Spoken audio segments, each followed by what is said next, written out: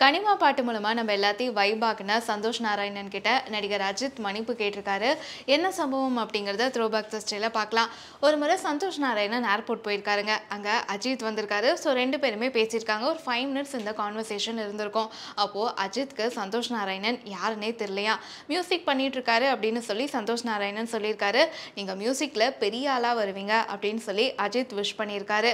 எனக்கு எப்படி நான் யாரு அப்படின்னு சொல்லி அஜித் கிட்ட இன்ட்ரோடியூஸ் பண்ணணும் அப்படிங்கிற அவசியம் இல்லையோ, அது போலவே அஜித்துக்கும் நான் யாருன்னு கேட்கணும் அப்படிங்கிற அவசியம் அந்த இடத்துல இல்லை அப்படின்னு சந்தோஷ் நாராயணன் இந்த ஒரு விஷயத்தை வந்து ரீசெண்டாக ஒரு இன்டர்வியூவில் சொல்லியிருக்காரு. ஸோ இந்த கான்வர்சேஷன் 2 பேத்துக்கும் போயிட்டு இருந்த சமயத்தில் சந்தோஷ் நாராயணனோட ஒய்ஃப் மீனாட்சி அங்கே வந்து அஜித் கிட்ட பேசியிருக்காங்க. அப்போது சந்தோஷ் நாராயணன் பற்றியும் சொல்லியிருக்காங்களாம்.